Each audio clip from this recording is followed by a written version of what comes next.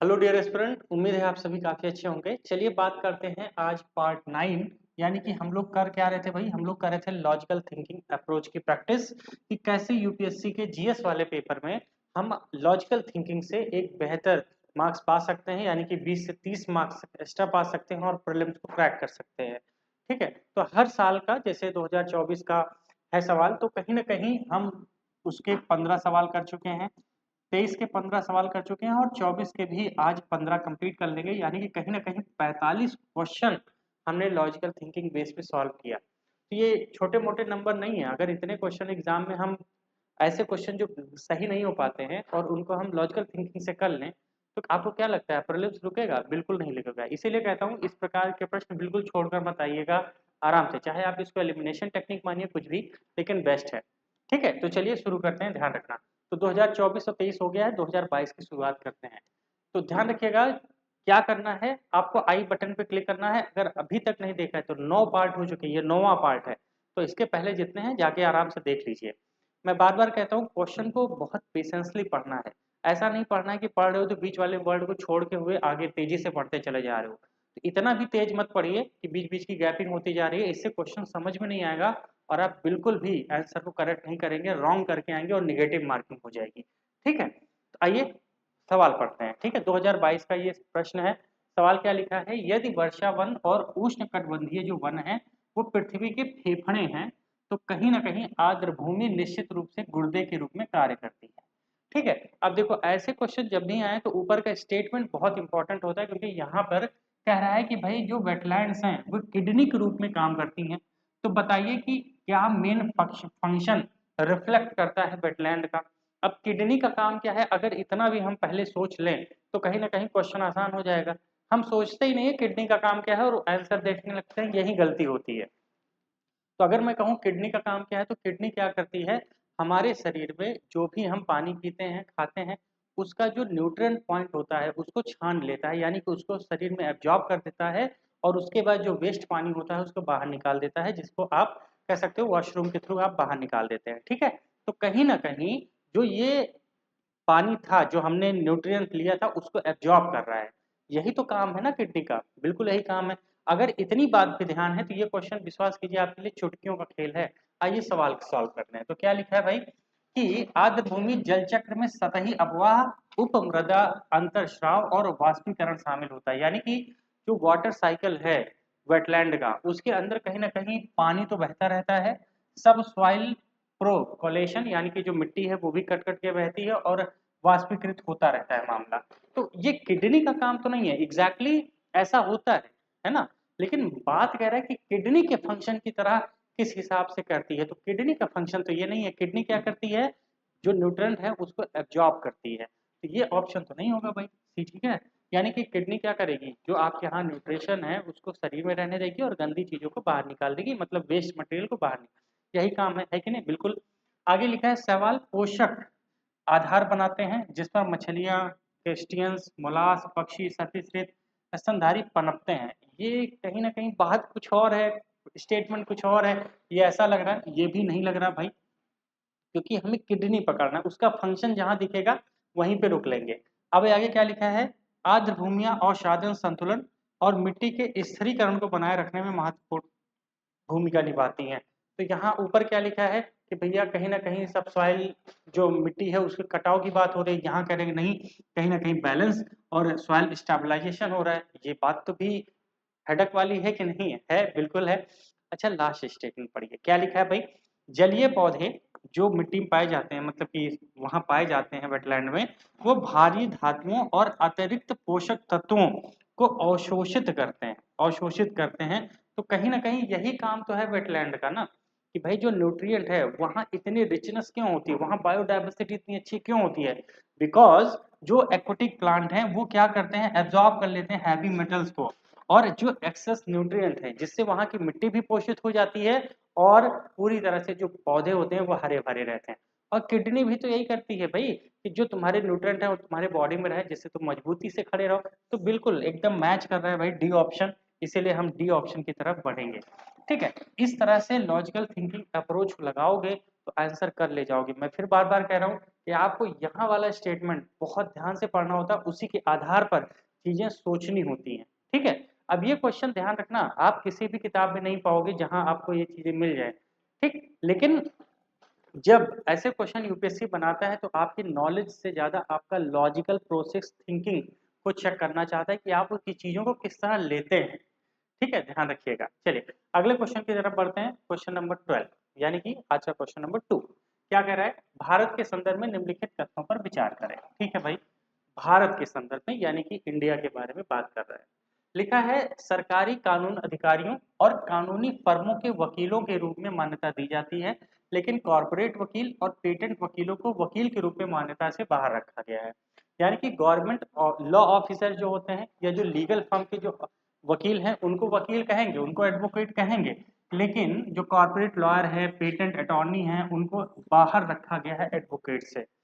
तो भाई ये बताइए, आप सब जानते हो क्लैट का एग्जाम होता है, तो क्लैट का एग्जाम क्यों होता है? क्लैट का एग्जाम होता है कॉर्पोरेट लॉ के लिए। तो अगर उनको एडवोकेट ही नहीं मानोगे तो ये एग्जाम ही बंद करा दो ऑल इंडिया से ना, इतना बड़ा एग्जाम क्लैट का क्यों होता है? सोचिए ना, अगर मुझे पेटेंट कहीं पे फाइल करना है तो मैं पेटेंट वकील को ढूंढूंगा, कहता हूँ पेटेंट वकील है। तो ये स्टेटमेंट यूपीएससी आपको ये नहीं दिखाना चाहता चलो भैया वकील के बारे में पढ़ें कौन वकील है कौन नहीं है। यूपीएससी बस ये चाहता है कि आप कितने लॉजिकली सोच पाते हो कि क्या ऐसा है, आप आसपास की इतनी चीजें पढ़ रहे हैं, क्या वहां से कुछ बुद्धि दिमाग में घुसती रहती है कि नहीं। तो कहीं ना कहीं अब जिनकी दिमाग नहीं दौड़ रहा है तो आप वो सोचिए कि आपका दिमाग कहाँ है, आप किस तरह सोचते हैं, या आपके अंदर वो क्वालिटी है कि नहीं जो यूपीएससी ढूंढ रहा है। इस बात को ध्यान रखिएगा। तो कहीं ना कहीं ये तो बहुत कह सकते हो बेसिक सिंपल सा सवाल है कि भाई ये गलत होगा, क्लैट का एग्जाम क्यों होता है, और अगर मुझे कुछ फाइल करवाना है तो मैं उस वकील को ढूंढूंगा ना, बिल्कुल ढूंढूंगा। तो ये तो नहीं होगा ना स्टेटमेंट, सीधी सी बात है, यानी कि उनको भी वकील हम मानते हैं, बिल्कुल मानते हैं। अगला देख लीजिए, बार काउंसिल के पास कानूनी शिक्षा और लॉ कॉलेजों की मान्यता से संबंधित नियम बनाने की शक्ति है। देखो बार काउंसिल एग्जैक्टली जो वकील होते हैं उनका एक बड़ा संगठन होता है, तो वो कानून बनाते हैं, रूल्स बनाते हैं, उसका रिकमेंडेशन भेजते हैं। ठीक है, यूनिवर्सिटीज के पास और गवर्नमेंट के पास कि देखो भाई लॉ बनाइएगा तो ऐसी ऐसी उसकी पढ़ाई कराइए तो हमारे लिए अच्छा होगा। वो तो बिल्कुल हो सकता है भाई कि हाँ उनके पास कहीं ना कहीं ऐसे रूल्स रिलेटेड वो बना सकते हैं, है ना, ये बात तो बिल्कुल ठीक नहीं, लेकिन पहला वाला तो बिल्कुल भी ठीक नहीं लग रहा है। वैसे भी पहला काट दिया जाए तो कहीं ना कहीं देखा जाए तो दो ऑप्शन बनते हैं जिसमें हमारा ओनली 2 ऑप्शन सही हो जाएगा। ठीक है, तो बेसिक लॉजिकल थिंकिंग है, ध्यान रखिएगा। तो ये कह सकते हो कि न्यूज़पेपर हो गया या जो भी चीजें अवेयरनेस चल रही है वहीं से ये सवाल ऐसे यूपीएससी बनाता है। और ऐसे क्वेश्चन अगर हम गलत करके आते हैं ना तो कहीं ना कहीं इसी वजह से हमारा प्रीलिम्स नहीं होता। मैं बार बार आप सबसे कह रहा हूँ कि कुल मिला के आप देखेंगे 30-35 क्वेश्चन तक जाते जाते ना आप अपने नॉलेज से क्वेश्चन कर ही नहीं पाएंगे, वहां आपको बेसिक लॉजिकल थिंकिंग अप्लाई ही करना पड़ेगा। तो जब अप्लाई करना है तो सीखिए, काम करिए इस पे, नहीं तो बात नहीं बनेगी, ध्यान रखिएगा। चलिए नेक्स्ट क्वेश्चन नंबर 13 है ना, क्या लिखा है, प्राचीन दक्षिण भारत में संगम साहित्य के बारे में निम्नलिखित में से कौन सा कथन सही है। कह रहा है कि भैया प्राचीन मामला है और भारत दक्षिण भारत की बात है, यानी कि संगम लिटरेचर की बात है, एंशियंट साउथ इंडिया की बात कर रहा है। ठीक है, अब यहीं पर क्वेश्चन हो सकता है संगम साहित्य आपने कभी ना पढ़ा हो, लेकिन आज के बाद जब भी ऐसे क्वेश्चन आएंगे आप गारंटी है मेरी ये करके आओगे। अब ध्यान से सुनो क्या लिखा है इसमें, लिखा है संगम के जो कवि थे उनको भौतिक संस्कृति का कोई संदर्भ नहीं था, यानी कि जो कवि मतलब संगम की जो कविताएं थी उसके अंदर भौतिक संस्कृति का कोई भी संदर्भ नहीं था, कोई भी any references to material culture are devoid, यानी कि वो था ही नहीं। अच्छा ये बताओ ऐसी कोई भी पोयम आज तक दुनिया में बनी है जिसमें भौतिकता की बात ना की जाए। आप यहाँ छोटी सी कविता बना के देखिए, आप इसी जगत के बारे में ही लिखेंगे, इसी दुनिया के बारे में लिखेंगे, इसी मटेरियल कल्चर के बारे में लिखेंगे, कोई दैवीय बात नहीं ऐसा लिख दोगे जो आज तक नहीं है। यानी कि ये स्टेटमेंट सिर्फ बेवकूफ बना रहा है। ठीक है कि भैया ऐसे कोई संदर्भ नहीं, सोचिए ना ऐसा कोई संदर्भ नहीं, ऐसा हो सकता है क्या इतनी बड़ी बड़ी कविताएं लिखी गई हो उसमें भौतिकता की एक भी बात ना हो, और कविताओं का मतलब ही होता है भौतिकता, है ना लॉजिकल थिंकिंग। बिल्कुल भाई ये ऑप्शन तो नहीं होने वाला, बिल्कुल नहीं होने वाला। ठीक है, काट देते हैं। दूसरा क्या लिखा है, वर्ण का सामाजिक वर्गीकरण जो संगम कवियों का ज्ञात था। और जब प्राचीन बात है तो उस समय वर्ण थे, और वर्ण उनको ज्ञात थे, यानी कि उन जो संगम के वर्ड्स थे उनको पता थे। ये बात तो लग रहा है कि हाँ यार हो सकता है, पता तो होगा ही। ठीक है, अभी छोड़ देते हैं, अभी दो स्टेटमेंट है वो भी पढ़ते हैं। तो क्या लिखा है, संगम कविताओं में योद्धा नैतिकता का कोई संदर्भ नहीं था। अब आप स्टेटमेंट देखिए, there is no reference in the warrior ethics, यानी कि अगर युद्ध वगैरह की बात कही गई है तो नैतिकता की बात नहीं की गई है, उनकी नैतिकता थी ही नहीं। अच्छा ये बताओ, आप खुद सोचिए ना, आज से अगर हम कोई भी ऐसी प्राचीन चीजें पढ़ते हैं, यहाँ तक कि आप राजपूतानों को देख लीजिए, कितनी बार मोहम्मद गौरी ने आक्रमण किया, लेकिन वहां पर भी वो नैतिकता दिखाते थे। लेकिन जो संगम कविताएं हैं, यानी कि जो प्राचीन कविताएं, उसमें नैतिकता की बात नहीं होगी। पॉसिबिलिटीज है क्या? बिल्कुल नहीं है। कोई संदर्भ, शब्द देखिए, कोई संदर्भ नहीं था। ये स्टेटमेंट गलत है कि नहीं है? बिल्कुल गलत है भाई, ध्यान रखना। ऐसे स्टेटमेंट आप पकड़िए, दे रहा है नो रेफरेंस, तुरंत के तुरंत बात। आगे लिखा है, संगम साहित्य जादुई शक्तियों को तर्कहीन बताता था। ठीक है, यानी कि रेफरेंस द मैजिकल फोर्स। अब आप हो सकता है कि यहाँ हाँ दूसरे और चौथे में कंफ्यूज हो जाओ, लेकिन ऑप्शन तो यही चार है। तो कहीं ना कहीं हम किसकी तरफ जाएंगे? वर्ण पे। क्यों? क्योंकि वर्ण एक ऐसी चीज है जो कहीं ना कहीं क्लासिफाई करता है कि भैया हाँ, हो सकता है उस समय वो लोग ज्वाइन थे, क्योंकि वर्ण उसी समय आए थे, प्राचीन में ही। तो कहीं ना कहीं उनको ज्ञात था। तो इस बात को लेके हम लोग आगे बढ़ेंगे, ध्यान रखिएगा। ये भी स्टेटमेंट काट देंगे, जादू वगैरह है ना, नो रेफरेंस नो रेफरेंस, ये थोड़ा सा एक्सट्रीम लग रहा है, हट जाओ। ठीक है, ऐसे करके। और पता है, जब ये क्वेश्चन मेरे सामने आया था तो पहली बार मैंने ही ऐसे ऐसे ही करके हम कर लेते। वैसे थोड़ा बहुत मुझे पता था, लेकिन फिर भी मैंने ये क्वेश्चन सही किया था, सिर्फ लॉजिकल थिंकिंग से। आप भी कर सकते हैं, है ना। अब अच्छा इतना बताओ, इतना डिटेल सोचो ना।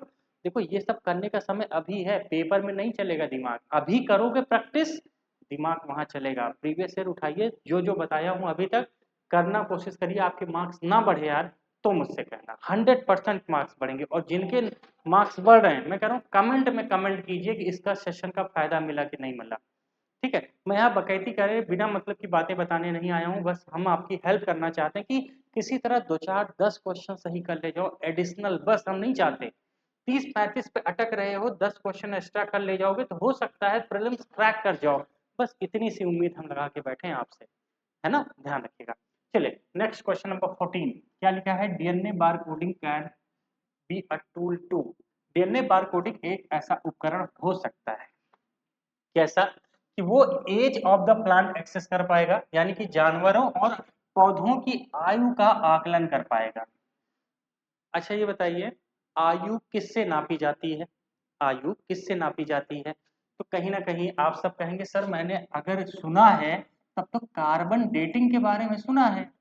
ठीक है, कार्बन डेटिंग के बारे में, है ना, कार्बन डेटिंग के बारे में। मैंने डीएनए के बारे में तो कभी नहीं सुना कि भाई डीएनए भी क्या करता है, जीवन की देखता है कि कितनी उम्र हो गई है ना। हम तो कार्बन डेटिंग से देखते हैं। कितना भी दिमाग लगा लिया होता तो बात क्या होती। यूपीएससी फंसा रहा है, ध्यान रखना। याद रखिएगा, जो ये होता है, यानी कि जब हम डीएनए की बात करते हैं तो डीएनए कहीं ना कहीं ये बता पाता है कि भाई हमारी जनरेशन कैसी थी। ठीक है, इसका शरीर कैसे रहा होगा, ये सब चीजें बता पाता है। लेकिन अगर पूछा जाए एज के बारे में, वहाँ कार्बन डेटिंग सबसे बेस्ट ऑप्शन। ठीक है, तो कहीं ना कहीं ये ऑप्शन तो बिल्कुल नहीं होगा, क्योंकि कार्बन डेटिंग मैंने न्यूज में सुना है, मैंने बचपन से कहीं ना कहीं पढ़ा भी है, जाना भी है। तब भी अगर ऐसे स्टेटमेंट आप नहीं काट रहे हैं सिर्फ इस वजह से क्योंकि यहाँ डीएनए बार कोडिंग लिखा है, तो कहीं ना कहीं हमारी ही मति भरम है कि हम नए स्टेटमेंट देख के डर जाते हैं। हम चीजों को एलिमिनेट कर ही नहीं पाते हैं, क्योंकि हमारे हाथ पांव फूलने लगते हैं कि भैया डीएनए बार कोडिंग क्या होती है। बस इसको काट के देख लीजिए आप। ठीक है, आप आंसर तक पहुंच जाएंगे। अब आपको कुछ सोचना ही नहीं है ना, रखना। ओके, वैसे ध्यान रखना, डीएनए बार कोडिंग क्या होता है, एक जैसी दिखने वाली प्रजातियों का अंतर ये पता कर पाता है। बार कोड है ना, तो ये मैच करेगा। ठीक है, ध्यान रखिएगा। उसके साथ साथ जो प्रसंस्कृत खाद्य पदार्थ व अवांछनीय पशु और पौधों की सामग्री की पहचान करता है। बिल्कुल ध्यान रखना, identify undesirable animal and plant material in the process food, उनको भी बताएगा कि प्रोसेस फूड में ये है कि नहीं है, क्योंकि डीएनए से उनकी जांच हो सकती है। लेकिन एज तो नहीं बताएगा, एज तो नहीं बताएगा। ठीक है, चलिए बहुत बढ़िया, ऐसे करके दिमाग लगाइए और कमेंट में जरूर कमेंट कीजिएगा। मैं पहले बता दे रहा हूँ पसंद आ रहा है कि नहीं, और चैनल नहीं सब्सक्राइब किया है तो धोखा है, कर लो भैया, बहुत है ना, हम लोग भी मेहनत कर रहे हैं, तो चैनल सब्सक्राइब करने में क्या जाता है। चलिए अगले क्वेश्चन की तरफ बढ़ते हैं। क्वेश्चन नंबर 15 क्या लिखा है, वन्य जीव संरक्षण के बारे में निम्नलिखित कानूनों के संदर्भ में निम्नलिखित तथ्यों पर विचार कीजिए।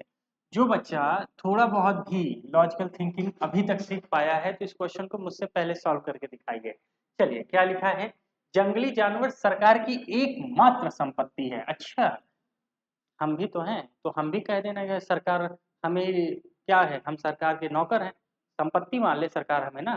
ध्यान रखना, कोई भी जानवर सरकार की संपत्ति नहीं हो सकता। क्यों? क्योंकि वो नेचर की संपत्ति है। ध्यान रखना, वो कहीं ना कहीं इस प्रकृति की संपत्ति है। ध्यान रखना, किसी सरकार का नहीं है। इसलिए wild animal are the sole property of the government.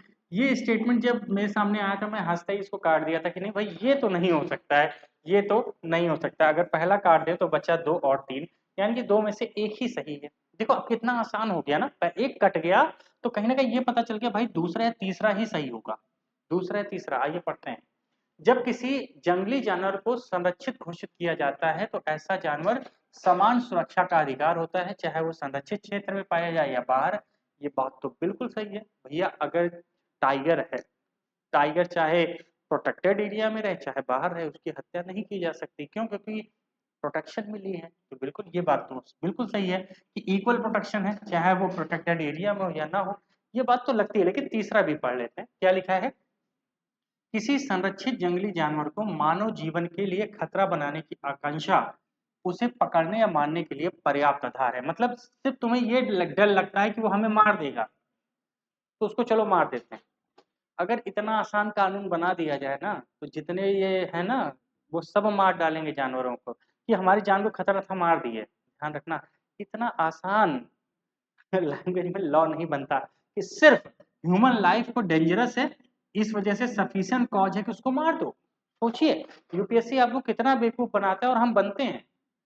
इतना आसान लैंग्वेज में लॉ नहीं बनता। इस तरह तो कोई भी कह सकता है भाई, और हर एक जानवर आपकी जान को खतरा होगा, आप सबको मार सकते हो। स्टेटमेंट गलत है, बिल्कुल गलत है, इसीलिए स्टेटमेंट 2 हमारा सही है। ठीक है, तो इन लॉजिकल थिंकिंग को बिल्कुल एग्जाम में अप्लाई करके आओगे, जैसे मैं सोच रहा हूँ ऐसे सोचोगे ना तो कहीं ना कहीं बेस्ट तरीके से रिजल्ट आपका आएगा, 100% आएगा। ठीक है, चलिए तो आज के ये 5 क्वेश्चन हो गए। कल हम लोग 2021 की शुरुआत करेंगे। ध्यान रखना, इसके पहले नहीं देखा है बार बार कह रहा हूँ, जाके पूरी प्लेलिस्ट अच्छे से देखिए। तो हमने आप सबके लिए एक नया कोर्स बनाया है, बेहतरीन कोर्स, आंसर राइटिंग प्रोग्राम का एक ऐसा लेवल जिसमें आप कुछ ना कुछ बेहतरीन चीजें सीखेंगे। एक आंसर राइटिंग का माहौल कैसे होता है, कैसे बेहतरीन तरीके से लिखा जाता है, टॉपर के बराबर नंबर कैसे ला सकते हैं। टारगेट मेरा है कि 450 नंबर हम लोग जीएस में लेकर आए। ये टारगेट रख के ये कोर्स हम आपके लिए डिजाइन किए हैं, जिसमें हर एक वो चीज, छोटी से छोटी बड़ी बड़ी चीजें, हर एक चीज चलेंगे। यूनिट वाइज जो यूपीएससी का सिलेबस है पूरा कंप्लीट करेंगे। उस पर हम थीम वाइज नोट्स भी आपको देंगे, उसके साथ साथ मेंस की टेस्ट सीरीज भी दे रहे हैं और पीवाईक्यू मेंस बुक भी दे रहे हैं, यानी कि 500 रुपए 500 क्वेश्चन की वो बुकलेट भी होगी। तो कहीं ना कहीं सिर्फ 50 बच्चों के लिए ही है। ध्यान रखना, 120 दिन क्लासेस चलेंगी और स्टार्ट कब कर रहे हैं, 2 जून से। कैसे ज्वाइन करना है, डिस्क्रिप्शन बॉक्स में व्हाट्सएप ग्रुप का लिंक है, जाके वहां पे आप कहीं ना कहीं व्हाट्सएप ग्रुप ज्वाइन कर लीजिए। फिर हमसे बात कीजिए, हर एक प्रॉब्लम को हम आपको सोल्यूशन देंगे। और एडमिशन फाइनल करा लीजिए, एडमिशन जरूर ले लीजिए। ठीक है, किसी को एडमिशन से रिलेटेड कोई दिक्कत है, ये जानना है फीस वगैरह कितनी है, तो आप हमसे व्हाट्सएप पे बात करिए। ठीक है, ग्रुप में जुड़ जाइए, वहां पे हर एक इन्फॉर्मेशन आती रहती है। वैसे भी अगर प्रॉब्लम है तो आप बात कर लीजिए। ठीक है, लिमिटेड सीटें बची हैं, ध्यान रखना, सिर्फ 22 सीटें और बची हैं, 22 सीट्स लेफ्ट, ध्यान रखना। ठीक है, ये भी जल्द ही फिल हो जाएगी। तो मिलते हैं अगले सेशन में, तब तक के लिए थैंक यू सो मच। और हाँ, कमांडो ट्रेनिंग प्रोग्राम ठीक भूलना नहीं है, ध्यान रखना इसको। Okay, commando training programme. Thank you so much आप सभी का, बाय बाय।